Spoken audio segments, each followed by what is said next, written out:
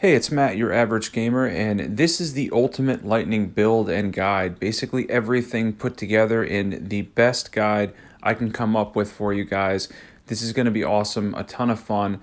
There's so many bosses in here. I'm going to list them all below so you can check out each individual one. Here we one-shot Radagon and Elden Beast on the max scaling in the game on patch 1.07 with Ancient Dragon Lightning Strike. Before we get into all the details on how awesome this build is, all the equipment and everything you'll need, if you're not subscribed, definitely hit that sub button. You're going to want to be a part of this channel. We do awesome overpowered PvE builds, so definitely hit that subscribe button if you want more content like this one.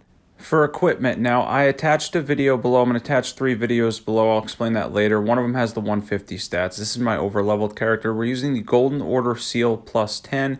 A sword with Seppuku. We have the Jellyfish Shield, Mushroom Crown, Black Dumpling, Godfrey Icon, Lightning Scorpion Charm, Kindred Rot's Exultation, Red Feathered Branch Sword, and the Lightning Tear, the Bubble, Fetid Pots, and Boluses. That's everything we'll need. And here are my stats at level, 300 something at this point. I'm going to attach the one video that has my 150 stats where I did this on the earlier journeys. Since we're at max scaling now, we need a lot of this extra stuff to get the extra damage that the Golden Order Seal will beat out the Gravelstone Seal once it hits 80 Faith and 80 INT based on scaling alone, because it scales so high, it actually beats out the boost. So 2 important things before we get to the bosses. For the Fetid Pots, I had a lot of people asking me where to farm for these, where to farm for both these items. For the Fetid Pots, we're going to need mushroom, and then we're going to need the gold tinged excrement, or however you say it. For the mushrooms, I get them at Village of the Albernax. I make this run in Liurnia of the Lakes, and then go back to the site of Grace and grab more mushrooms. Now, the Artist Shack in Limgrave that we're going to show you right here, this is where you'll get gold tinged excrement, and we're going to make the run around here. We're going to grab it all, and then go back to the site of Grace, where you can rest at and then recollect them again, because both those things continuously respawn. Those are 2 very good places to get these items that you need. It works really well, can stock you up very quickly with those. Now here's the very specific buffing order. We're gonna low health proc ourselves with Seppuku. That's gonna get us down significantly. And then we're going to proc the Madness Helm or the Black Dumpling. This gives you a 10% generic damage boost for 1 minute. You can take off the helm and the effects still persist. So we're going to switch back to the Mushroom Crown after that, and then we're going to drink up our flask to tap her off here, use Golden Vow, and then I think we're going to end up drinking both of our flasks here. Doesn't really matter what the order for these ones. And then more importantly, Jellyfish Shield, Howl of Shabribri, and then we're going to throw the Poison Pots last because they're only 20 seconds. They have the shortest duration. We're going to cure with the Boluses to get rid of the poison, and then use Ancient Dragon Lightning Strike for the maximum amount of damage, and that's pretty much how it goes. A good thing to note with this build, by the way, is what bosses do when they first appear, their first movesets. Eldenring's always asking us to remember entire movesets, but with this, we really only need to learn their beginning movesets. For instance, I knew he would drop down there, and I knew how much time I would have without getting hit.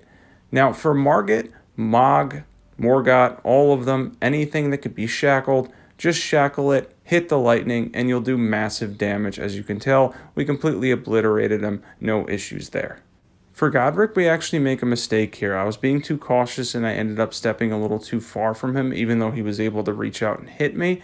And we're on the max scaling of the game, so he's got a lot of health and resistances when he's going into his second phase, but we still end up obliterating him anyway, because this build is that good that even when you make a mistake sometimes, you're still doing a ton of damage.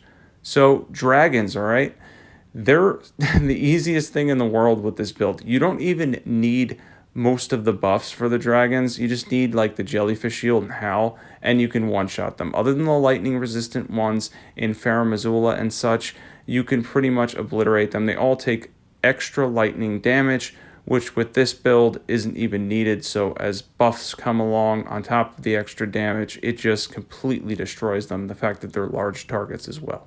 So for mob control, it has a little bit more range than it looks.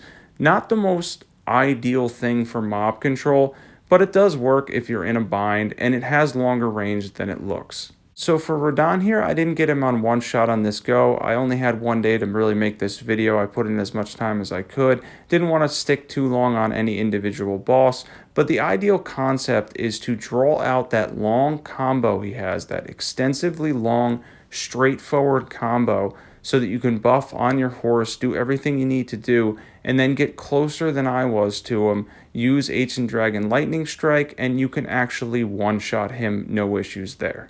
The Draconic Tree Sentinel, I'm going to show you a strategy if you don't get him in one shot on the tougher one on Farah Missoula later in this video.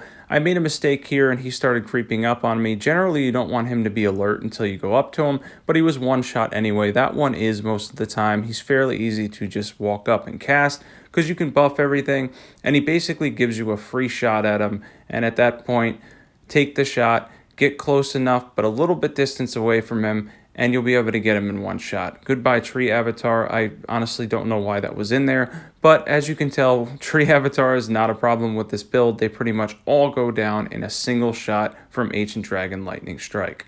Interestingly, on max scaling, the Fire Giant has somewhere in the realm of 63,000 HP, so that's a lot of HP. He does take some of his own health off when he rips his leg off in the second phase, but as you can tell here, he backs up. He would have been one shot in the first phase, but he ended up backing up, and that just kind of messed me up.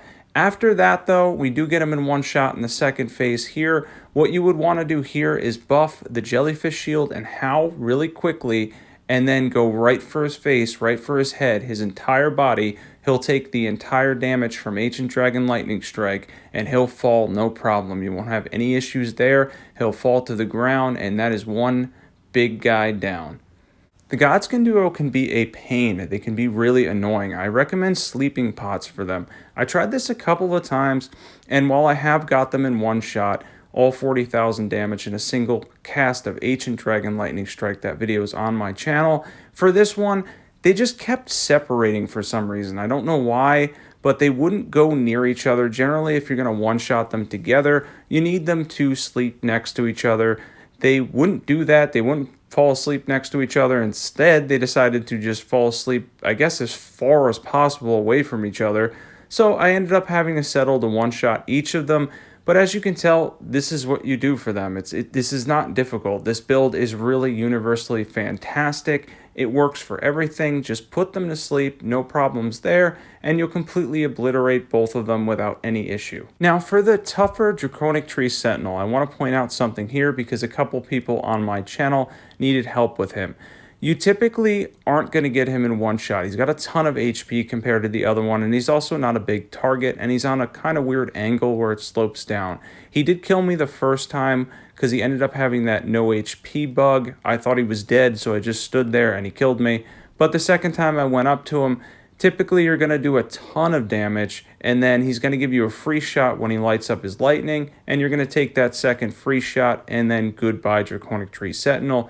2 shots down, no issue there, and he's gone. You don't have to worry about him hitting you in the back when you go into Beast Clergyman and Malachite. For Beast Clergyman, there's not a lot to explain there. I got him in 2 casts. He's pretty straightforward. For Malachite, though, we need to talk about him. Now, I didn't want to trade with him, so I ended up switching to the Ritual Sword Talisman to lose 10%, because he's kind of frail anyway, and you can one-shot him with just a couple of buffs. But unfortunately for me, we end up trading anyway because I didn't have time to heal. But if you're at 40 or more vigor and you've got any decent armor, just go under him. You're safest there. You'll trade with him, but you'll end up living like 90+% of the time, and goodbye Malachite. If you notice, by the way, I did skip Godfrey Golden Shade and Gideon. It's because they're so easy. They take a lot of lightning damage. They're usually one shot with just a couple of base buffs. Didn't see anybody having difficulties with either one of them. With Gideon, just one-shot him during his monologue. And with Golden Shade, if he throws his axe at you, dodge it, and then one-shot him after. He has 0 lightning resistance. He'll get destroyed. Now, Godfrey can be really annoying, the regular Godfrey. He can actually be quite frustrating. And the reason is because of his stomp. So typically you want to do as much damage as you can so he doesn't get into his stomp, because casting becomes very difficult when his stomp is active.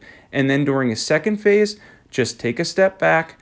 He'll come towards you. Don't get grappled. cast and completely obliterate him, and his hitbox there, he usually always goes down in one shot in the second phase.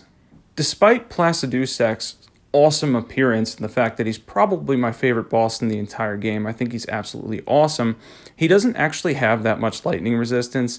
If he didn't leap forward here, he might not have been one shot because he's got 37,000 HP on max scaling, but I would have done a lot more. I ended up getting him in 2. Not a big deal there. You can see the general concept. You want to get behind him or at the base of his tail so he can't tail whip you, and that's the safest part to be for Placidusex. So I forgot to put in Morgott here, but it's the same as Margit. Not a lot to talk about as far as that goes. He's one shot easily with the Shackle.